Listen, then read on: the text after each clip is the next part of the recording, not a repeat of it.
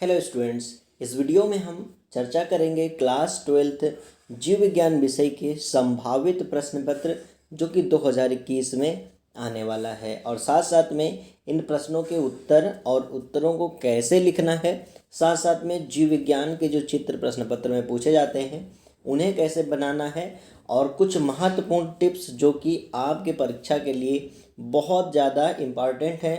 No doubt परीक्षा आपकी होने वाली है, लेकिन इसको लेकर के आप अपनी तैयारी को और अधिक करें, इसीलिए वीडियो आई है। वीडियो थोड़ी लंबी है परंतु इसे आप कंप्लीट देखिएगा अगर आपका लक्ष्य जीव विज्ञान में 95 से अधिक नंबर लाना है। तो चलिए सबसे पहले बात कर लेते हैं गेस पेपर में कौन से क्वेश्चन होंगे और उनका दिशा निर्देश कैसा होगा।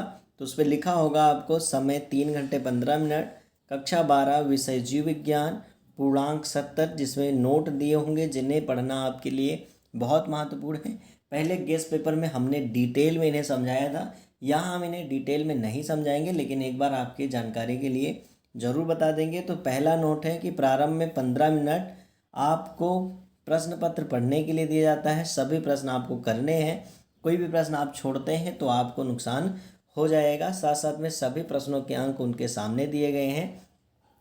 प्रश्न संख्या 1 बहुविकल्पी है, यानी इसके एक सही विकल्प को आपको लिखना है जो कि उत्तर के रूप में होगा और इसमें कुल 4 प्रश्न होंगे, हर एक प्रश्न के 1 नंबर है तो 4 अंक का हो गया पहला क्वेश्चन।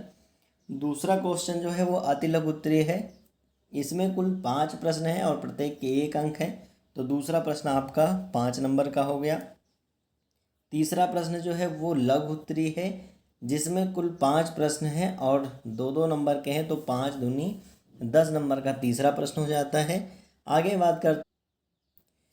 बात करते हैं तो क्वेश्चन नंबर 4, 5 और 6 लघु उत्तरीय हैं, 3-3 अंक वाले और प्रत्येक में 4 अंक हैं, यानी ये क्वेश्चन 12 होंगे और 12 × 36 नंबर आपको मिलेंगे। क्वेश्चन नंबर 5, 4, 5 और 6 से लास्ट में प्रश्न संख्या 7, 8 और 9 विस्तृत उत्तरीय हैं जिनके अंक 5 हैं और साथ साथ में उसमें अथवा प्रश्न भी दिया गया है जिन्हें आप सही से लिख सकते हैं, जो भी आपको दोनों में से करना है। हमने आपको समझाया था कि दोनों नहीं करने हैं, कोई एक ही प्रश्न करना है उसमें से अथवा में से। तो पहला क्वेश्चन देखते हैं। पहला क्वेश्चन है आर्तो चक्र को नियंत्रित करने वाला हार्मोन कौन सा है? LH, FSH, प्रोजेस्टेरॉन या उपरोक्त सभी। जो भी प्रश्न के उत्तर आपको मालूम है वो आप इनके कमेंट बॉक्स में जवाब दे सकते हैं। नेक्स्ट है पित्त ज्वर का वाहक कौन है? एनाफ्लीज, क्यूलेक्स, एडीज या मास्का।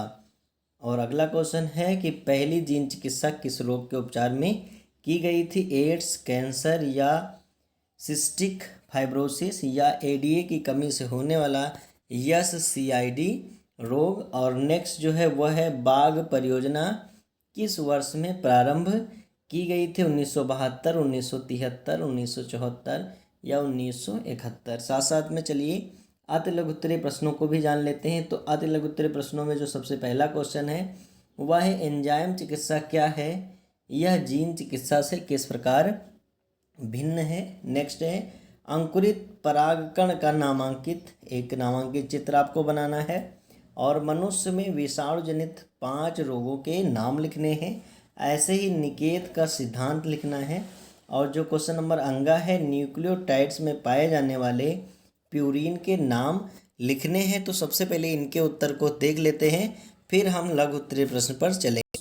उन प्रश्नों के उत्तर लिखने के लिए हमें डालना होगा उत्तर संख्या 1 और पहला प्रश्न था आर्तो चक्र को नियंत्रित करने वाला हार्मोन कौन है? तो नो डाउट इसका आंसर हो जाएगा LH यानी ल्यूटिनाइजिंग हार्मोन। और दूसरा था कि पित्त ज्वर का वाहक कौन है? तो एडीज मच्छर है, ऐसे ही उत्तर आप लिख देंगे।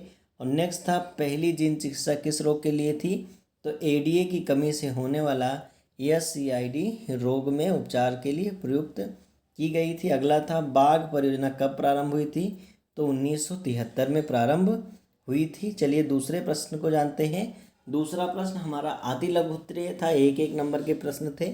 इसमें पहला क्वेश्चन कहा था कि एंजाइम चिकित्सा क्या है? यह जीन चिकित्सा से किस प्रकार भिन्न है? तो इसका उत्तर लिखेंगे कि एंजाइम चिकित्सा हेडिंग डालेंगे और लिखेंगे इसके अंतर्गत शरीर के अंदर कम मात्रा में उपस्थित या अनुपस्थित एंजाइम को सामान्यतया एक घोल के रूप में इंजेक्शन द्वारा शरीर के अंदर पहुंचाया जाता है। यानी जो एंजाइम की कमी होती है उसको पूरा करने के लिए एंजाइम की कुछ मात्रा पहुंचाई जाती है। जबकि इसके विपरीत जीन चिकित्सा में मानव शरीर में उपस्थित दोषपूर्ण जीन को स्वस्थ व क्रियाशील जीन द्वारा बदला जाता है। अगला क्वेश्चन था कि अंकुरित पराग कण का चित्र बनाइए। तो आप इस तरह का चित्र ड्रा कर देंगे। चित्र साफ होना चाहिए और चाहे कम लिखें लेकिन नाम जो भी लिखें वो सही होने चाहिए। ऐसा नहीं कि आप यहाँ लिख देते हैं पराग नली या कुछ भी गलत आपको नहीं लिखना होता है, सही लिखना होता है। चाहे कम ही नाम लिखें तो क्या दिक्कत है। आगे बात करते हैं। तो अगला है क्वेश्चन ग कि मनुष्यों में होने वाले विषाणु जनित 5 रोगों के नाम बताइए। तो रेबीज हो गया, हर्पीज हो गया, हेपेटाइटिस, खसरा, पोलियो, एड्स, कोरोना, सामान्य जुकाम आदि। और इस पर हमने ट्रिक की वीडियो भी डाल रखी है और उसको देख लीजिएगा तो विषाणु जनित रोग सारे के सारे आपको तैयार हो जाएंगे। नेक्स्ट था कि निकेत का क्या सिद्धांत है। तो निकेत के सिद्धांत के अनुसार 2 जातियां एक अनिश्चित समय के लिए एक ही स्थान पर जीवन निर्वाह नहीं कर सकती। मतलब हमेशा या किसी अनिश्चित समय तक वो साथ में नहीं रहेंगी, क्योंकि जब ज़रूरतें पूरी हो जाती हैं तो इंसान बसेरा या साथी बदल देता है। आपकी भी ज़रूरतें पूरी होंगी, आप आगे के स्टेप में बढ़ते हुए चले जाएंगे, लोगों को पीछे छोड़ते हुए चले जाते हैं। तो जीव का वहाँ रहना उसकी आवश्यकता और सहमति दोनों पर निर्भर करता है। यही निकेत का नियम है। नेक्स्ट था न्यूक्लियोटाइड में पाए जाने वाले प्यूरीन के नाम। तो एडेनिन और ग्वानिन न्यूक्लियोटाइड में पाए जाने वाले प्यूरीन हैं। अब हम बात करते हैं लघु उत्तरीय प्रश्न, जो कि तीसरा है और इसमें प्रत्येक प्रश्न 2-2 अंक के हैं। तो पहला क्वेश्चन था भ्रूणकोश और भ्रूणपोष में अंतर लिखिए। तो हम लोग हेडिंग डालेंगे भ्रूणकोश। तो इसमें लिखेंगे एक क्रियाकारी गुर बीजाणु से परिवर्तित होता है। यह आवर्तबीजी पौधों का मादा युग्मकोद्भिद होता है, जबकि जो भ्रूणपोष होता है वह त्रिसंलयन से बने त्रिगुणित यानी 3N केंद्रक से विकसित होता है। अनावृत बीजी पौधों में यह युग्मकोद्भिद ही होता है। नेक्स्ट इसमें दूसरा पॉइंट लिख देंगे, चूँकि 2 नंबर का है तो 2 पॉइंट तो हमको लिखने ही होंगे। यह मादा जनन इकाई को आश्रय देने वाली संरचना है। यह एक पोषक ऊतक है जो भ्रूण को बनते समय तथा अंकुरण के समय पोषण प्रदान करता है। नेक्स्ट था खा। तीसरे का खा क्वेश्चन था कि मानव जीनोम परियोजना पर टिप्पणी लिखिए। तो हम लोग हेडिंग डालेंगे मानव जीनोम परियोजना। तो मानव जीनोम परियोजना की शुरुआत सन 1990 में USA ने एक अंतर्राष्ट्रीय अनुसंधान कार्यक्रम के रूप में की। इस परियोजना के प्रमुख उद्देश्य निम्नलिखित है। नंबर 1 है मानव जीनोम के DNA क्रम को निर्धारित करना। दूसरा, मानव जीनोम पर उपस्थित सभी जीन्स को ज्ञात करना। तीसरा, आनुवांशिक विकार उत्पन्न करने वाले विभिन्न जीन्स को पहचानना। और चौथा जो है हमने इसलिए 4 लिए कि अगर आधा आधा नंबर भी मिलता है तो हमको पूरा 2 नंबर मिल जाए। तो सूचनाओं को इस प्रकार संग्रहित करना कि आवश्यकता अनुसार उन्हें सरलता से प्राप्त किया जा सके। तो क्वेश्चन नंबर तीसरा का गा था कि वनस्पतिक समूह को प्रभावित करने वाले किन्हीं 2 पारिस्थितिक कारकों के बारे में लिखिए। तो हम लोग हेडिंग डालेंगे वनस्पति समूह को प्रभावित करने वाले 2 पारिस्थितिक कारक। सबसे पहला है जलवायु संबंधी कारक और दूसरा है स्थलाकृतिक कारक। तो जलवायु वाले में लिखेंगे कि इसके अंतर्गत प्रकाश, तापमान, जल, वर्षा या वर्षा जल, वायुमंडलीय गैसें, वायुमंडलीय आर्द्रता आदि का वनस्पतिक समूह पर प्रभाव के बारे में अध्ययन किया जाता है। और इसमें लिख लेंगे स्थलाकृतिक में कि इसके अंतर्गत समुद्र की सतह से ऊंचाई, पर्वतों तथा घाटियों की दिशा, ढलान की प्रवणता आदि कारक आते हैं जो जलवायु कारकों के साथ कार्य करते हैं। मतलब स्थलाकृतिक कारक और जलवायु कारक के बारे में आपको लिखना है। बहुत ज़्यादा इम्पोर्टेंट है, इन सब को तैयार ज़रूर कर लीजिएगा। पूरा गेस्ट पेपर आप एक तरफ से तैयार करें और इसे कम से कम 2-3 बार लिख ज़रूर डालें, जिनसे क्या होगा लिखने की प्रैक्टिस भी हो जाती है। आप ये ट्राई करिएगा कि पूरा गेस्ट पेपर आप कितने समय में सॉल्व कर पाते हैं, तो जिससे क्या होगा कि आपकी प्रैक्टिस अच्छी हो जाएगी। तीसरे का घ क्वेश्चन है कि प्रतिरक्षी पर टिप्पणी लिखिए। तो हम लोग लिखेंगे प्रतिरक्षी विशिष्ट प्रोटीन होते हैं जो प्रतिजनों के प्रति अनुक्रिया करके उन्हें नष्ट करने में सहायक होते हैं। एक प्रतिरक्षी 4 पॉलीपेप्टाइड श्रृंखलाओं का बना होता है जिसमें से 2 श्रृंखलाएं हल्की तथा 2 भारी होती हैं। ये सभी श्रृंखलाएं डाइसल्फाइड बंधों के द्वारा आपस में जुड़ी रहती हैं तथा कैपिटल वाई के समान संरचना प्रतीत होती है। प्रतिरक्षी के शीर्ष भाग को प्रतिजन अनुबंधन खंड कहते हैं। इस चित्र को बनाना बेहद आसान है, आप बनाने में संकोच मत करिएगा। आप इस तरह की एक डंडी खींच दीजिएगा ऐसे, और यहाँ पर आपको हल्की श्रृंखला दिखानी है ये, और ये जो है वो आपकी भारी श्रृंखला हो जाती है। और यहाँ कैपिटल एन दिखाना है जहाँ पर प्रतिजन अनुबंधन स्थल होता है, और साथ साथ में बीच बीच में यस लिखा हुआ है जो कि डाइसल्फाइड बंधों द्वारा जुड़ा हुआ है। यहाँ पर सी लिखा हुआ है। तो इस तरह से इस चित्र को आप बना लीजिएगा। अगला है तीसरा का अंगा क्वेश्चन, वह था टर्नर संलक्षण क्या है, यानी टर्नर सिंड्रोम क्या है। एक उचित नामांकित रेखा चित्र द्वारा अपने उत्तर को स्पष्ट कीजिए। तो इसका आंसर हम ऐसे लिखेंगे कि यह केवल स्त्रियों में ही होने वाला विकार है। इसमें लिंग गुणसूत्रों में से केवल एक यक्ष गुणसूत्र उपस्थित होता है, यानी एक गुणसूत्र क्या हो जाता है, कम हो जाता है। स्त्रियों में क्या होना चाहिए, लिंग गुणसूत्र यक्ष तो होगा क्या, यक्ष और 0, मतलब दूसरा वाला यक्ष उपस्थित नहीं होता है, इसीलिए यहाँ पर सिर्फ 45 गुणसूत्र ही उपस्थित होते हैं। यह लिंग गुणसूत्रों के एक न्यून सूत्रता का उदाहरण है। पुरुषों में 44+22 स्थिति में भ्रूण जो है वो मृत उत्पन्न होता है, इसीलिए पुरुष में यह विकार होता है नहीं, क्योंकि जिनमें यह विकार होता है वो मृत हो जाते हैं पहले ही। जबकि मादाएं जो पैदा होती हैं वो बंध होती हैं, यानी बांझ होती हैं, और छोटे कद की होती हैं, स्तन विहीन होते हैं। तो इसे रेखाचित्र द्वारा प्रदर्शित करना था। तो एक तरफ मादा और दूसरी तरफ नर यक्ष, यहाँ देखिए ध्यान से, यक्ष, और एक तरफ 0 है।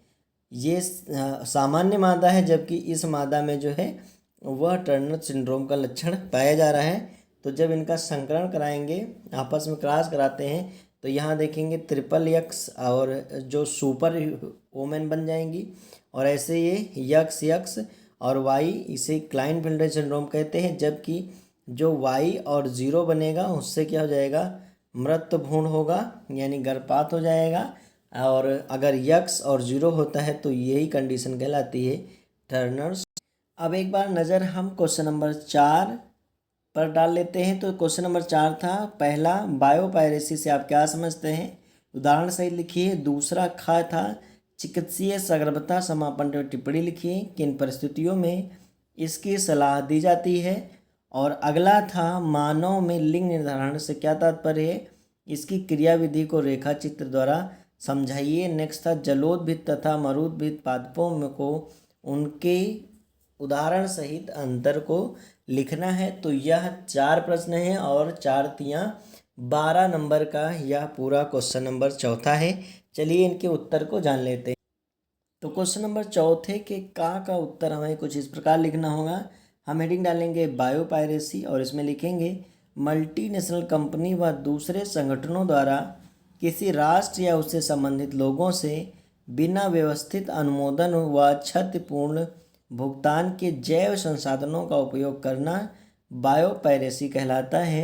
किसी चुराई हुई जानकारी को पेटेंट देना नियम विरुद्ध है, यह चोरी मानी जाती है। अमेरिका द्वारा दिया गया पेटेंट बायोपायरेसी के अंतर्गत आता है। और इसी प्रकार भारत की अनेक वस्तुएं जैसे अदरक, अरंड, हल्दी, नीम, हरड़, आंवला, सरसों आदि का पेटेंट विदेशी प्राप्त कर रहे हैं, जो कि बायोपायरेसी के अंतर्गत आता है। अमेरिका का पेटेंट नियम दूसरे देशों में उपस्थित जानकारी, तकनीकी प्रयोगों आदि को पूर्व कला नहीं मानता। पहले से ज्ञात वस्तुओं को भी जो अमेरिका में नहीं ज्ञात हुई हैं, उनको क्या दे देता है, पेटेंट दे देता है। मतलब जैसे हमारे यहाँ दशहरी आम बहुत पहले से पाया जा रहा है, लेकिन अगर अमेरिका में किसी ने बताया और चूंकि पहले से पेटेंट नहीं मिला है तो अमेरिका उन्हें पेटेंट दे देगा, तो हमारे दशहरी आम का पेटेंट किसी दूसरे देश को मिल जाएगा। ऐसा आप एग्जाम्पल से समझ सकते हैं, जैसे बासमती चावल के साथ ऐसा हो चुका है। तो ऐसी ही कंडीशन है तो जब तक अमेरिका का यह नियम नहीं बदलेगा इसी प्रकार की बायोपायरेसी होती रहेगी। अब बात करते हैं उत्तर संख्या चौथे का खा, चिकित्सीय सगर्भता समापन यानी मेडिकल टर्मिनेशन ऑफ प्रेगनेंसी। तो इसके अंतर्गत भ्रूणीय अनियमितताओं को ध्यान में रखते हुए गर्भ अवधि पूर्ण होने से पहले गर्भपात करा दिया जाता है। यह प्रक्रिया गर्भ के 12 सप्ताह तक ही सुरक्षित होती है। विकसित होते भ्रूण में उलभेदन जांच के उपरांत गुणसूत्रीय असमानताओं की पुष्टि हो जाती है। तत्पश्चात एक कुशल स्त्री रोग विशेषज्ञ की देखरेख में दवाइयों के उपयोग के द्वारा गर्भ समापन की प्रक्रिया अपनाई जाती है। यानी अगर पता चल जाता है कि कोई ऐसा रोग है जो इलाज से नहीं ठीक होगा तो SIMTP का उपयोग किया जाता है और इसकी सलाह दी जाती है कि इसमें बलात्कार, असुरक्षित यौन संबंध से उत्पन्न अनचाहे गर्भ या शिशु में जन्मजात रोग होने की दशा में MTP की सलाह दी जाती है। तो अगले प्रश्न पर बढ़ते हैं और अगला प्रश्न है कि मानव में लिंग निर्धारण क्या है और इसे रेखा चित्र द्वारा आपको समझाना है। तो हम लिखेंगे कि मानव में 2 प्रकार के गुणसूत्र पाए जाते हैं। पहला है समजात गुणसूत्र, इन पर लिंग निर्धारण वाले जीन नहीं पाए जाते, ये 22 जोड़े अर्थात कुल 44 होते हैं। और दूसरा है लिंग गुणसूत्र, तो इन पर लिंग निर्धारण के जीन पाए जाते हैं, ये 1 जोड़ी होते हैं। पुरुष में XY और स्त्रियों में XX और लिंग निर्धारण में यही भूमिका निभाते हैं। लिंग निर्धारण की XY विधि मानव में होती है। इसमें मानव स्त्री में दोनों लिंग गुणसूत्र समान होते हैं अर्थात स्त्री में 44 ऑटोसोम्स और XX गुणसूत्र होते हैं, जबकि पुरुष में दोनों लैंगिक गुणसूत्र असमान होते हैं अर्थात पुरुष में 44 + XY गुणसूत्र पाए जाते हैं। स्त्री में सभी अंडाणु एक समान यानी 22 + X वाले होते हैं, जबकि पुरुषों में 2 प्रकार के शुक्राणु 22 + X तथा 22 + Y के शुक्राणु बनते हैं। जब भी संकरण होता है तो अगर 22 + Y वाला जो शुक्राणु है वो जाकर के अंडाणु से मिलता है तो नर संतान होती है, जबकि 22 + X वाला शुक्राणु यदि जाकर के संयुग्मन करता है तो मादा संतान होती है। रेखा चित्र द्वारा समझते हैं। तो एक तरफ मादा ले लिया और दूसरी तरफ नर XX और XY और इसके बाद करा दिया संकरण, तो हम देखते हैं 50% नर संतान और 50% मादा संतान उत्पन्न होने के चांसेस हैं। तो अतः निषेचन के समय यदि 22 + Y शुक्राणु अंडाणु को संयोजित होता है तो नर संतान प्राप्त होती है, जबकि यदि 22 + X शुक्राणु अंडाणु को निषेचित करता है तो मादा संतान यानी पुत्री उत्पन्न होती है। चलिए आगे बढ़ते हैं। चौथे का घ है जलोदभित तथा मरुदभित पादपों में अंतर लिखिए। तो एक तरफ हमको लिखना है जलोदभित पादप और दूसरी तरफ मरुदभित पादप। तो इनका जो तना होता है दुर्बल वायु कोषों युक्त तथा स्पंजी होता है और इनका तना मांसल प्रलाभ रूप में रूपांतरित होता है और ऐसे ही यहाँ पर यांत्रिक ऊतक उपस्थित होते हैं और इसमें यांत्रिक ऊतक जो हैं वो विकसित होते हैं। इनकी पत्तियाँ जो हैं कटी फटी पतली तथा फीते के आकार की हो सकती हैं, जबकि इनकी पत्तियाँ शुष्क मोटी व कांटों के रूप में रूपांतरित हो सकती है। इनमें उपचर्म नहीं पाई जाती और जबकि इनमें उपचर्म सभी जगह पाई जाती है और इनमें सभी भागों पर श्लेष्म स्रावित होता है जिससे जल में सड़ते नहीं हैं, मतलब चिकने रहते हैं। और इनमें अधिकतर भागों के अंदर रबर क्षीर आदि रहते हैं जो जल की हानि को रोकते हैं। ऐसे ही छठा पॉइंट हमने 6 पॉइंट इसलिए लिखा क्योंकि 3 नंबर का सवाल है, अगर 6 पॉइंट लिखते हैं और आधे आधे नंबर भी दिए जाते हैं तो हमें 3 में से 3 नंबर मिल जाएं। तो इनकी जड़ें अल्प विकसित होती हैं, जबकि मरुदभित की जो जड़ें होती हैं वो अधिक विकसित होती हैं। इनमें एग्जाम्पल है हाइड्रिला कमल और इसमें है नागफनी एलोवेरा आदि। अब प्रश्न संख्या 5 यानी लघु उत्तरीय प्रश्न के हम चारों प्रश्नों को देख लेते हैं। तो पहला है मानव नर के जनन तंत्र का स्वच्छ व नामांकित चित्र बनाइए। दूसरा है औद्योगिक उत्पादों में सूक्ष्म जीवों के महत्व को उदाहरण सहित लिखो। तीसरा है अनुवांशिक कूट क्या है, इसकी कोई 4 विशेषताएं लिखिए। और अगला है रेड डाटा बुक से आप क्या समझते हैं, इसकी उपयोगिता लिखिए। तो ये सारे प्रश्न बहुत अच्छे हैं और इन्हें हमें बहुत अच्छे ढंग से लिखना होगा। एग्ज़ाम के दरमियान आप हमेशा ध्यान रखें कि प्रश्न को मतलब ऐसे तरीके से उनका उत्तर लिखें कि कंसेप्ट ज़रूर क्लियर हो जाना चाहिए। आप बहुत ज़्यादा शब्दों में बंद करके मत लिखें। आपका कंसेप्ट अगर आप क्लियर नहीं करा पाते हैं तो चाहे जितने शब्द लिखे हैं वो मायने नहीं रखेगा। तो वहाँ पे आंसर ऐसे ही होने चाहिए कि एग्जामिनर को उस विषय पर जानकारी ज़रूर मिल रही हो। अब हम इन प्रश्नों के उत्तर को देख लेते हैं। हेडिंग डालेंगे उत्तर संख्या 5 का मानव नरजनन तंत्र। तो मानव नरजनन तंत्र के निम्नलिखित प्रमुख अंग हैं। पहला है प्राथमिक जननांग जो कि वृषण होता है। दूसरा है सहायक जननांग जिनमें शुक्रवाहिकाएं, आदिवृषण, शुक्रवाहिनी, मूत्र मार्ग, सीसन आती हैं। और सहायक ग्रंथियों में प्रोस्टेट ग्रंथि, काउपर ग्रंथि और शुक्राशय आते हैं। रही बात फिगर की तो आप फिगर इसी तरह से ड्रा करिएगा। और इसमें देखा होगा आपने इंग्लिश में नेम लिखे हुए, आप हिंदी में भी नेम लिख सकते हैं। और फिगर को आप अच्छे से ड्रा कर दीजिएगा। PDF हम आपको दे देंगे जिनसे आपको इसे सॉल्व करने में और भी हेल्प हो जाएगी। आगे बात करते हैं उत्तर संख्या 5 का था औद्योगिक उत्पादों में सूक्ष्म जीव के महत्व को लिखना। तो सूक्ष्म जीव जैसे जीवाणु, ईस्ट आदि का उद्योगों में बेहद महत्व है। इनके द्वारा विभिन्न औद्योगिक उत्पादों का निर्माण किया जाता है जिनमें से कुछ प्रमुख निम्नलिखित हैं। नंबर 1 है किण्वित पेय पदार्थ। तो किण्वित पेय पदार्थ जैसे शराब आदि का उत्पादन ईस्ट कोशिकाओं द्वारा शर्करा के किण्वन द्वारा होता है जिन्हें बड़े बर्तनों या प्रक्रिया के द्वारा अपनाई जाती है और इन बर्तनों को किण्वक कहा जाता है। यहाँ पर आप रासायनिक अपक्रिया भी देंगे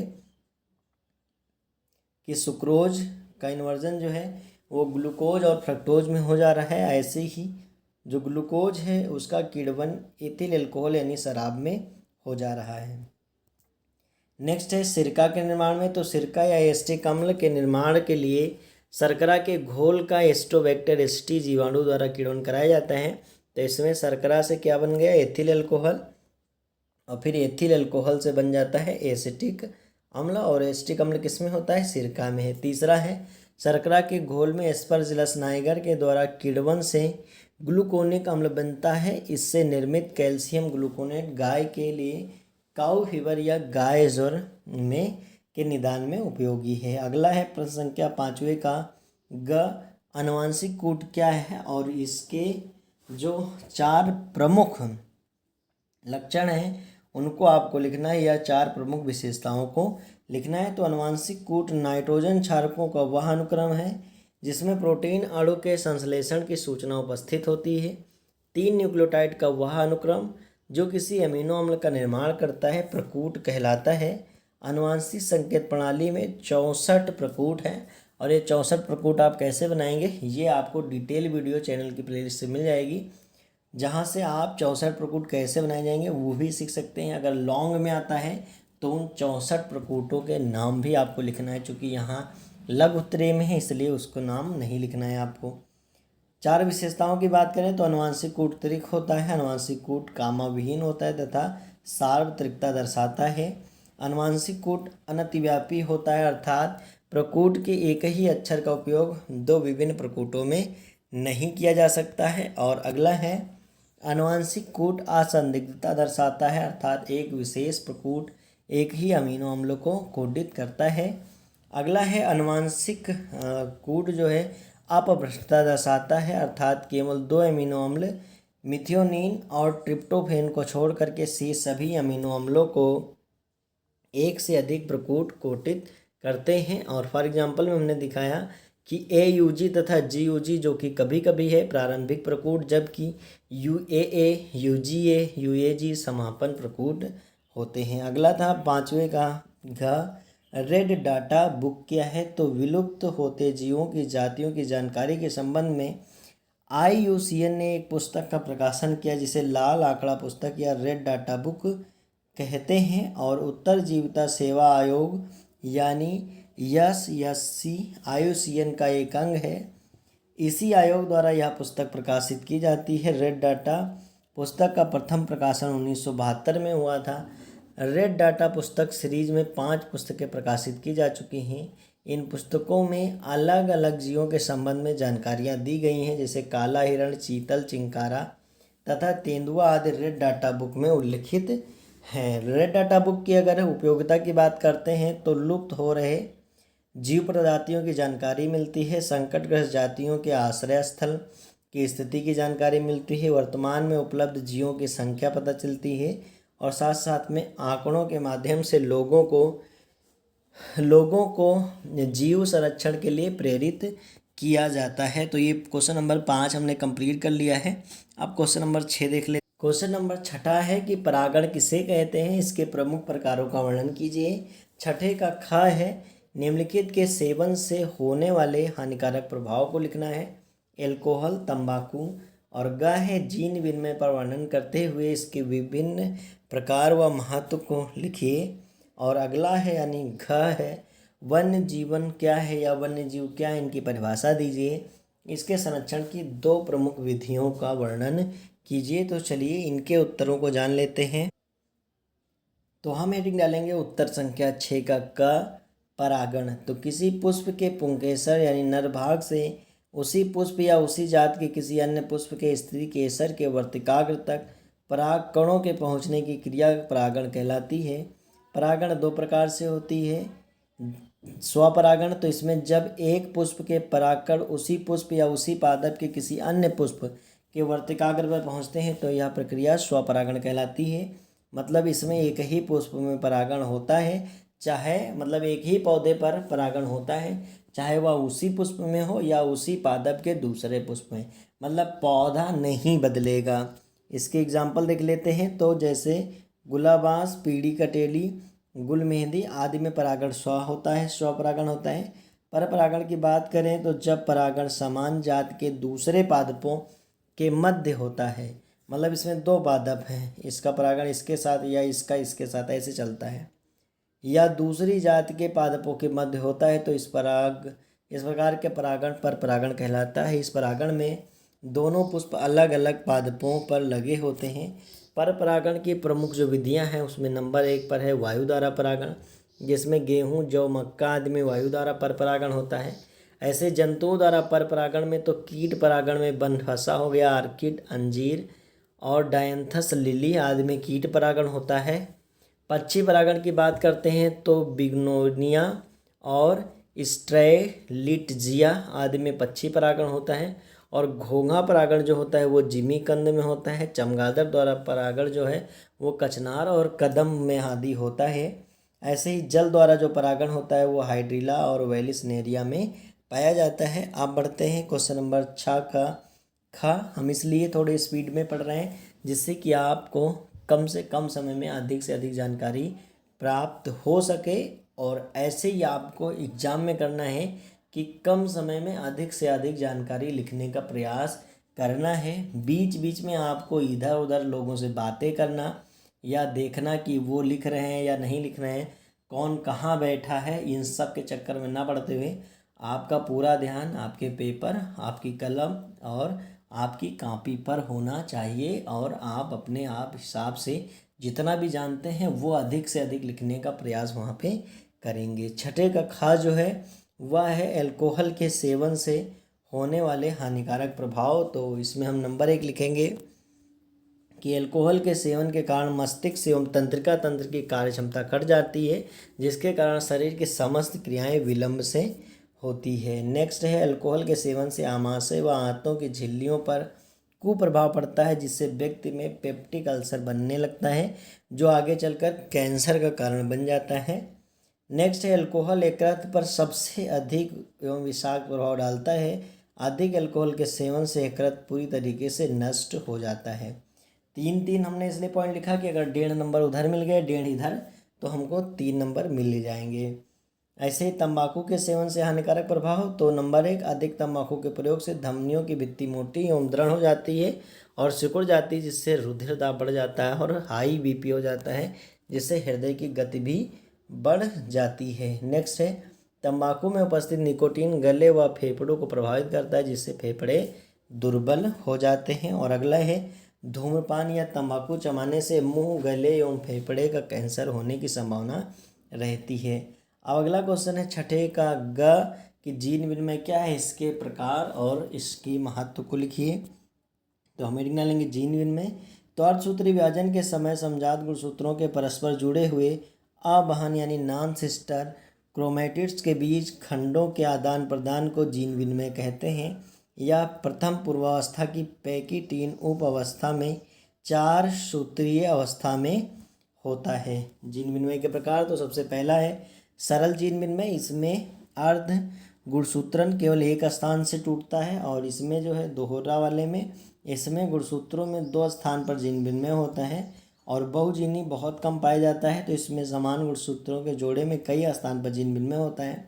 ऐसा जीन विनिमय बहुत कम देखने को मिलता है। जीन विनिमय का महत्व देखें तो नंबर 1 है, यह प्रमाण देता है कि गुणसूत्र पर जीन्स रेखीय रूप में व्यवस्थित होते हैं, और यह आनुवंशिक विभिन्नताओं का मुख्य कारक है। इसके कारण जीवों में नए नए गुण उत्पन्न होते हैं, जिससे जैव विकास आगे बढ़ता है। छठे का घ है कि वन्य जीव क्या होते हैं, और साथ साथ में इनके संरक्षण की विधियों को लिखिए। तो वन्य जीवों में वह सभी प्राणी और पादप आते हैं जो मनुष्य के नियंत्रण और प्रभुत्व से दूर अपने प्राकृतिक वास स्थानों में रहते हैं। इनके संरक्षण की 2 प्रमुख विधि हैं। नंबर 1 स्वास्थानीय संरक्षण। तो स्वास्थानीय संरक्षण में वन्य जीवों को प्राकृतिक आवास में ही उनके रखा जाता है। इसके लिए इन प्राकृतिक आवास स्थानों को निषिद्ध क्षेत्र घोषित किया जाता है, मतलब इसमें लोगों के प्रवेश को वर्जित कर दिया जाता है, और इसमें एक सीमा निश्चित कर दी जाती है, जिसके आधार पर इन्हें राष्ट्रीय उद्यान, अभ्यारण्य, जीवमंडल, आरक्षित क्षेत्र, अलौकिक ग्रुप्स तथा झीलों आदि में विभाजित किया गया है। और दूसरा है बाह्य स्थानीय संरक्षण। इस संरक्षण में जो जातियां संकटोपन्न हैं उनको प्राकृतिक आवास से अलग ला करके विशेष स्थान पर अच्छी देखभाल के साथ रखा जाता है और संरक्षित किया जाता है। इसके अंतर्गत जंतु उद्यान, वनस्पति उद्यान, वन्य जीव सफारी पार्क, बीज बैंक एवं जीन बैंक आदि आते हैं। तो इस तरह हमने जो था लघु उत्तरीय पोर्शन पूरा कंप्लीट कर लिया है। अब 7, 8 और 9 ये तीनों होंगे दीर्घ उत्तरीय प्रश्न, तो इनको लिख लेते हैं और इस तरह हमारा पूरा पेपर कंप्लीट हो जाएगा। तो क्वेश्चन नंबर 7वें की बात करते हैं, तो वह है कि जैव नियंत्रक कारक एवं जैव उर्वरक के रूप में सूक्ष्म जीव शीर्षक पर टिप्पणी लिखिए। अथवा में सवाल है कि सूक्ष्म जीवों से जैव गैस के निर्माण की विधि का सचित्र वर्णन कीजिए तथा जैव गैस के उत्पादन में विभिन्न सूक्ष्म जीवों का योगदान लिखिए। तो इसमें हम अथवा वाला प्रश्न का उत्तर लिखेंगे, तो उसे ही हम हेडिंग के रूप में लिखते हैं। और हम कैसे सॉल्व करेंगे ये भी देख लेते हैं, क्योंकि जैव नियंत्रक कारक के रूप में और जैव उर्वरक ये टॉपिक थोड़ा बड़ा हो जाता है, तो हमें जो इजी लगा हम उसी तरह लिखेंगे। अगर आपको ये कंप्लीट तैयार है तो आप ये लिख दीजिएगा, इसमें कोई दिक्कत नहीं है। हम हेडिंग डालेंगे कि सूक्ष्म जीवों से जैव गैस के निर्माण की विधि। देखिए अथवा वाला हमने किया, लेकिन कहीं भी अथवा नहीं डाला है, हमने हेडिंग डाला, जिससे एग्जामिनर को यह पता चल जाएगा कि हम कौन सा करने वाले हैं। अगर हम यहाँ जैव नियंत्रण के रूप में लिखते हैं तो उसको पता चल जाता है कि अथवा के ऊपर वाला है। अगर हमने यह हेडिंग डाला तो अथवा के नीचे वाला प्रश्न हम कर रहे हैं। तो इसमें लिखेंगे जैव हारों से प्राप्त ऊर्जा का स्रोत जो है जैव गैस के रूप में, मतलब गैस के रूप में प्राप्त होता है, उसे जैव गैस कहते हैं। मानव मल व पशुओं के गोबर से जैव गैस का निर्माण किया जाता है। जैसे अपशिष्ट जैव हारों को मिथेनोबैक्टीरियम द्वारा अनाक्सीकृत विघटन करने से मीथेन गैस प्राप्त होती है, जो कि जलाने के काम में आती है। जंतुओं के अपशिष्ट में उपस्थित शर्करा का जीवाणुओं द्वारा विघटन होता है, जिसमें अत्यधिक मात्रा में मीथेन गैस होती है। अब गोबर गैस प्लांट का चित्र बनाना है, बहुत ईजी है, आप आसानी से इन्हें बना सकते हैं। आप ऐसे ही बना लेंगे, ऐसे ऐसे, और फिर इनको ऐसे कर देंगे, ऐसे इधर बना लेंगे। आपको चित्र पहले भी हमने बहुत अच्छे समझा रखा है, तो इसे आप चित्र ज़रूर बनाएंगे। और इसमें लिखेंगे कि गोबर से जैव गैस संयंत्र द्वारा गोबर गैस उत्पन्न की जाती है, जिसका चित्र ऊपर बना हुआ है। इसमें एक बड़े से संयंत्र टैंक जिसमें ढक्कन से बंद एक बड़ा छिद्र होता है, इसी के द्वारा गोबर के घोल को अंदर भरा जाता है। गोबर की घोल में उपस्थित जीवाणु द्वारा विघटन होता है, जिसके उपरांत बनी गैस नली के द्वारा ऊपर निकलती है और उपयोग में लाई जाती है। विघटन के बाद बनी खाद का उपयोग खेतों में उर्वरक के रूप में किया जाता है। जैव गैस का उपयोग रसोई घर में ईंधन तथा कई उपकरणों को चलाने में किया जाता है। अगला था कि जैव गैस के उत्पादन में कौन से सूक्ष्म जीव उपयोगी हैं या विभिन्न सूक्ष्म जीवों का उपयोग लिखिए। तो कीड़वंश सूक्ष्म जीव जो हैं वो कार्बनिक पदार्थों को कार्बनिक अम्ल में किण्वित करते हैं। दूसरा है सिंट्रोफिक हाइड्रोजन उत्पादक जीवाणु, ये कार्बनिक अम्ल को एसीटेट में बदलते हैं। और अगला है मीथेनोजन जीवाणु, जो कि एसीटेट को मीथेन में बदल देते हैं। और नेक्स्ट है एसीटोजेनिक, जो कि CO2 और H2 को मिला करके एसिटिक अम्ल का निर्माण करते हैं। तो इस तरह हमने प्रश्न संख्या 7 को कंप्लीट कर लिया है।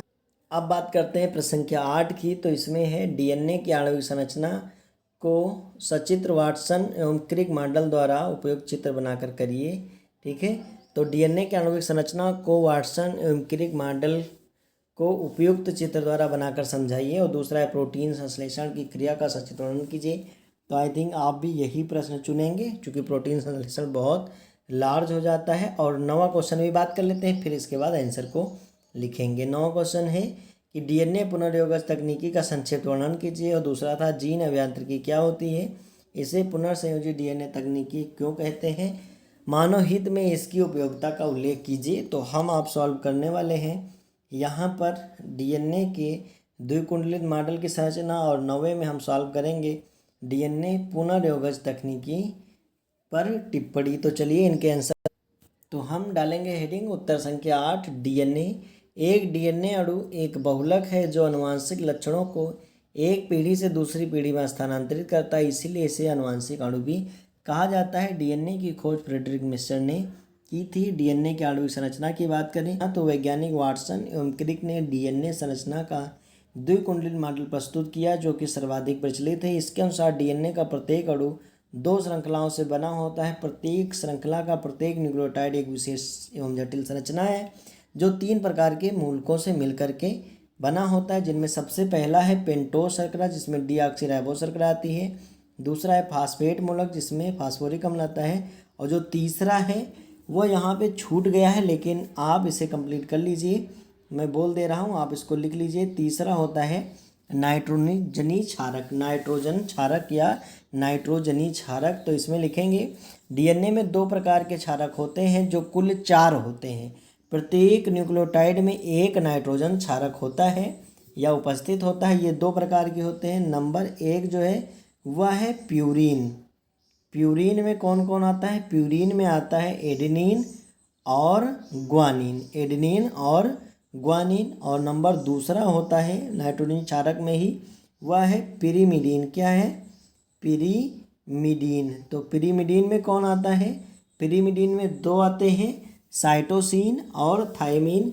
तो इस तरह हम देखते हैं तो एक डीऑक्सीराइबोज शर्करा, एक नाइट्रोजनी क्षारक, एक फास्फेट समूह बराबर मिलता है, मिलकर बनाता है एक न्यूक्लियोटाइड।